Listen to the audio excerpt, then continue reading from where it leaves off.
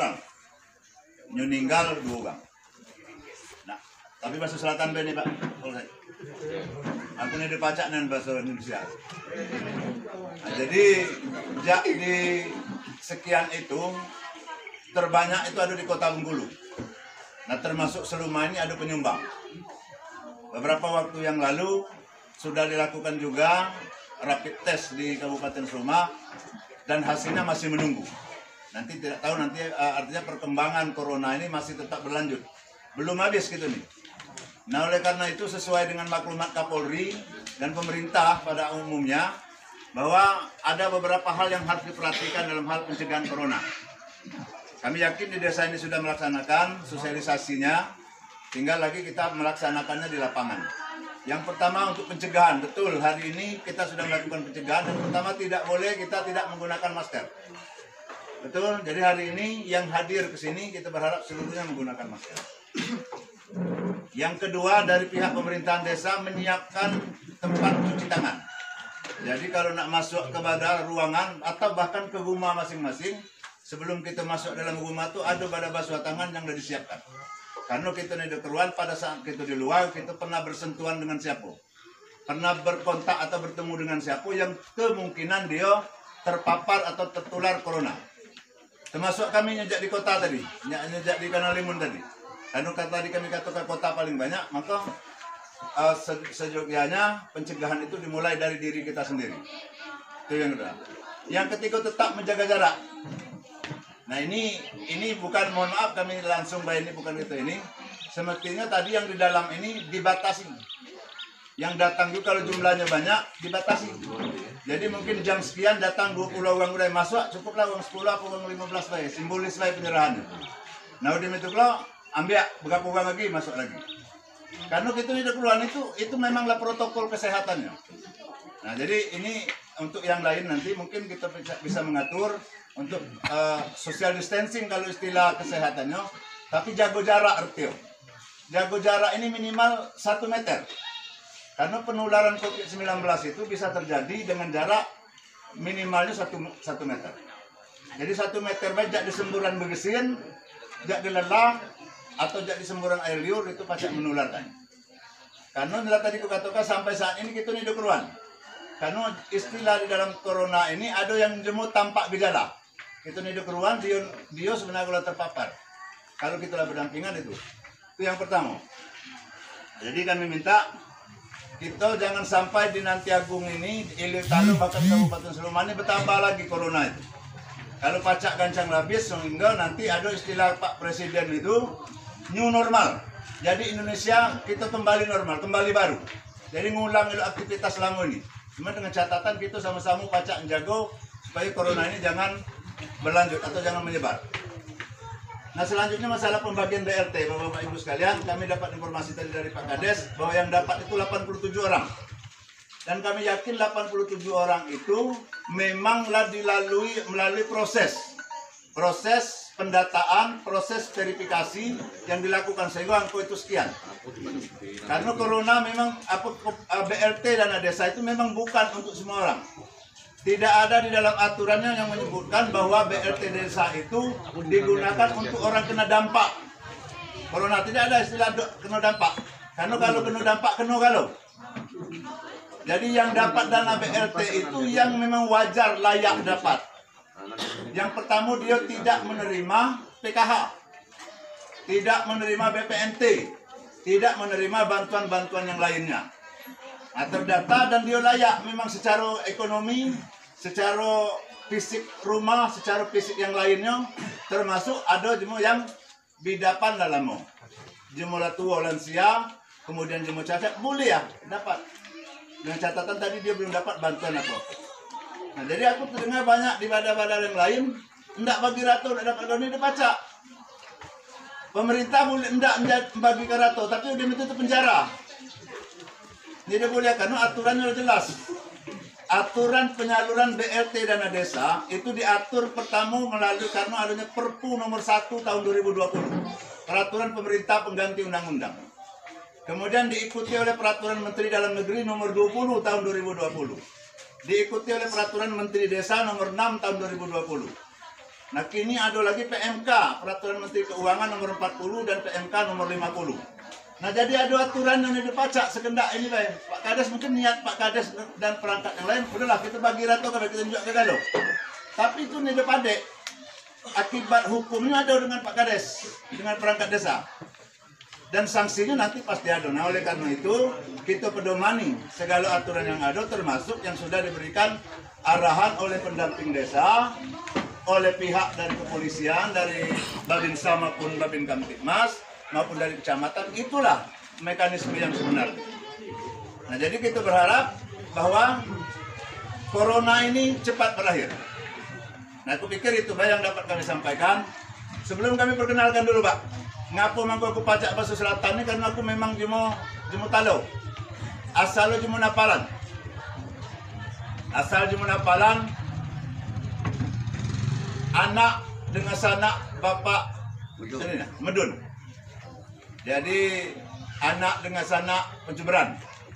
Jadi itu makanya kalau dulu kepada waktu PNPM dulu kepat juga ngelayau ke Nantegung. Cuman kalau selama ini tugas di mana, supaya pindah ke Seluma, jadi kami balik ke sini ke tugas ke sini.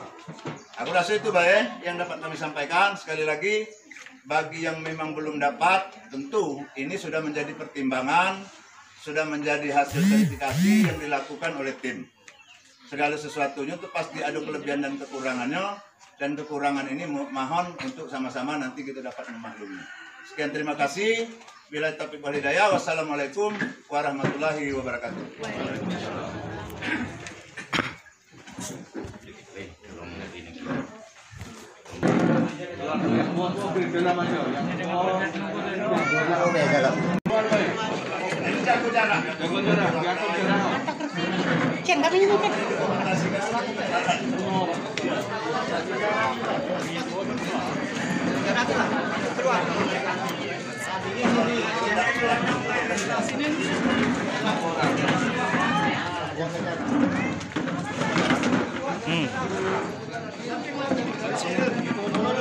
Romi. Kasih Pak Romi. Romi.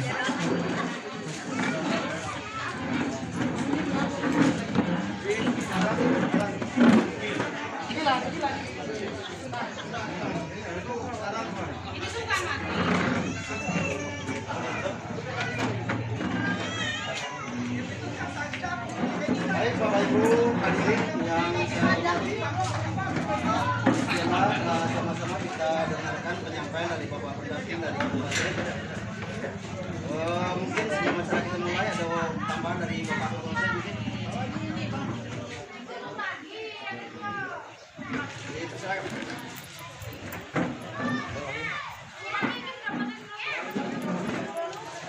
Bismillahirrahmanirrahim. Assalamualaikum warahmatullahi wabarakatuh. Yang terhormat tenaga ahli dari Kabupaten Seluma, yang terhormat pendamping desa, Bapak Kepala Desa beserta perangkatnya, Ketua BPD dan anggotanya, yang saya sayangi dan saya cintai, Bapak Ibu sekalian yang ada di sini. Yang singkat aja, nggak mau panjang lebar, mohon maaf. Mungkin saya datangnya juga terlambat, Pak. Karena di sini 3 tempat saya ngawasi. Saya sampaikan, kira-kira ribut nggak dibagi ini? Pertanyaan sekali hanya yang di luar dengarkan. Kira-kira ribut nggak kalau dibagi BLT ini? Kalau ribut Pak. Hah? Kalau ribut buat apa nih? Alasannya ribut kenapa? Alasannya satu, tidak sesuai dengan rap pertama yang pendataan pertama itu tanggal 11 bulan 5 2020 itulah disahkan oleh Kepala Desa, Ketua BPD dan pendamping desa dan juga Koramil.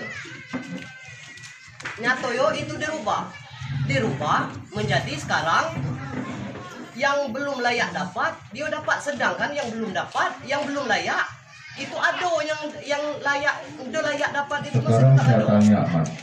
Ya. Mas punya datanya enggak? Ada, udah tahu ini nah. Mana dengan ini tadi? Ada. Ini yang lama.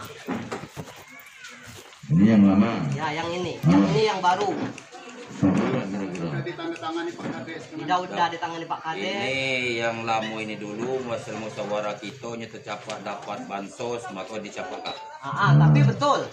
Itu yang dapat bansos itu bisa jadi kita keluarkan, tapi itu harus dimusyawarahkan.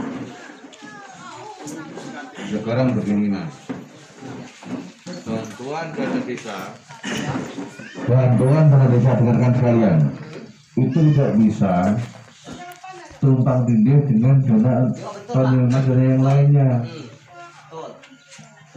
Tapi itu yang dapat bantuan dari desa itu seperti BLT atau apa kan itu wajib dimusyawarahkan lagi melalui perangkat atau Sekarang begini Mas, ya. saya omongkan, ini kan sudah melalui tim pengoreksian kemarin.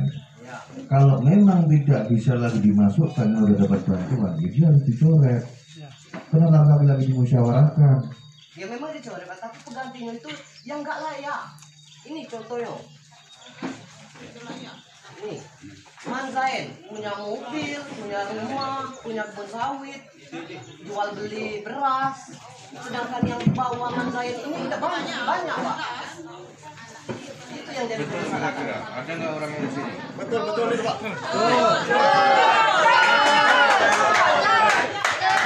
Aku segala macam udah ada dapat segala apa-apa. Sebetulnya di bawah yang ini. Itulah kenapa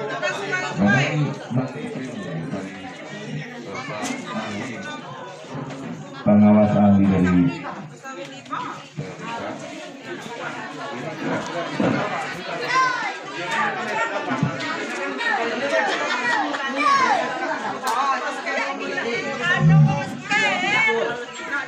kira-kira yang sekiranya kriteria nggak masuk bisa nggak dicoret sekarang?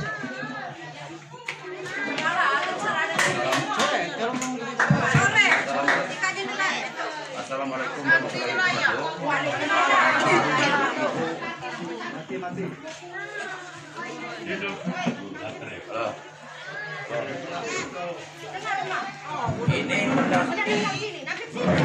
Ini pendataan yang baru ini kemarin pun tenaga tim relawan ada 6. Yo betul, tapi relawan yang dibentuk Pak Kades itu Tenaga semusyawarah tim program belum kalian. Tenaga termasuk di bansos berjumlah 8 orang. Nah kedua yang dapat itu yang sebentar lansia. Memang dia bukan ada mampu, tapi ada kedua lansia.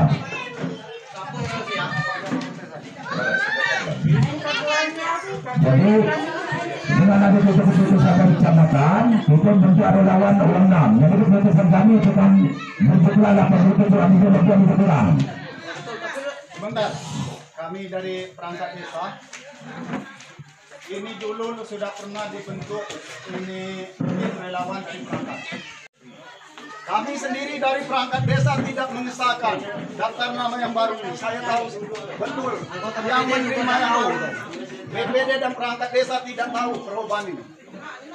Saudara-saudara yang saya ini sudah punya mobil semua, termasuk Buyong tadi.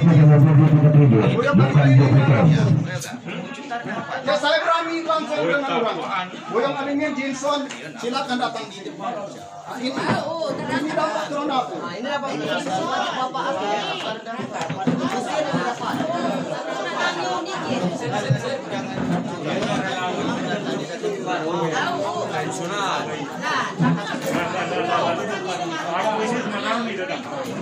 Kenapa kamu gambar di sini? Udah, ganti ya. Dari tadi data curang.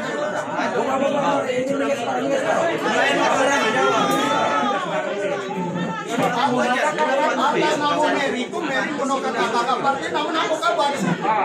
Mary dia sebab dia apa? Anak sama.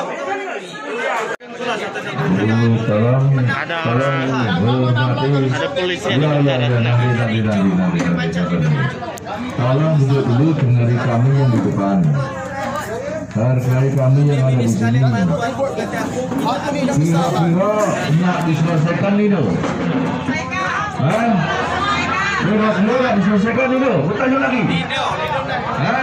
Lebih baik dikembalikan ke kas negara, Pak, daripada dikasihkan nama-nama. Dengarkan dulu, Mbak. Dengarkan dulu. Dengarkan dulu. Mohon izin Pak Purnama. Ini kira-kira walaupun disahkan kita coret dan jangan diberikan ke yang bersangkutan gimana?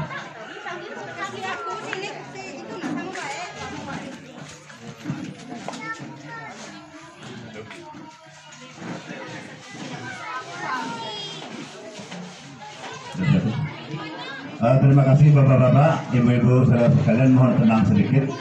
Jadi karena hari ini kita berkumpul bersama ini untuk musyawarah, artinya kan untuk kebaikan.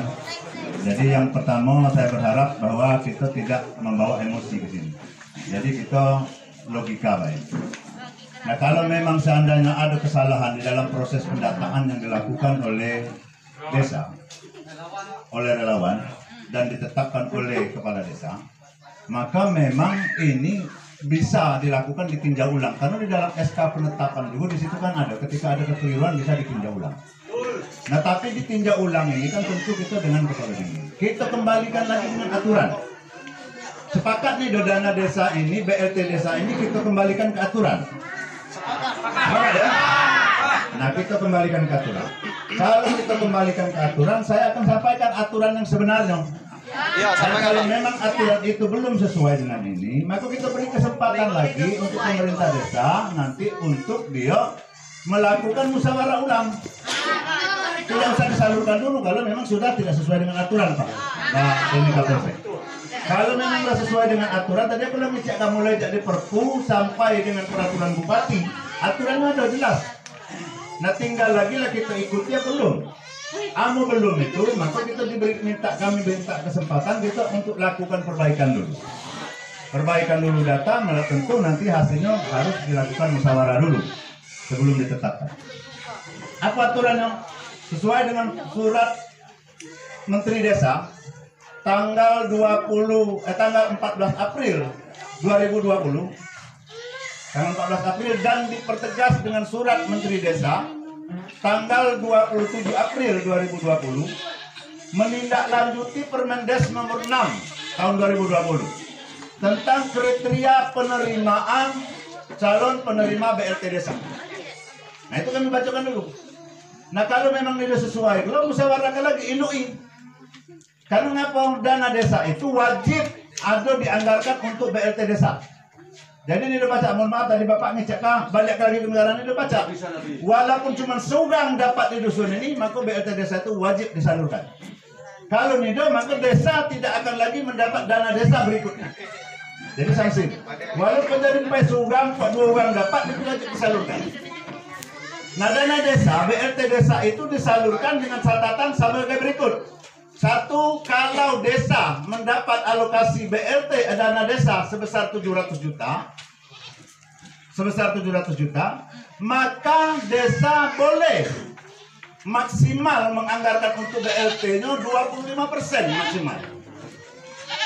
Jadi kalau kita dapat 700 juta untuk dana desa di Nanti Agung ini, 25% boleh digunakan untuk BLT desa.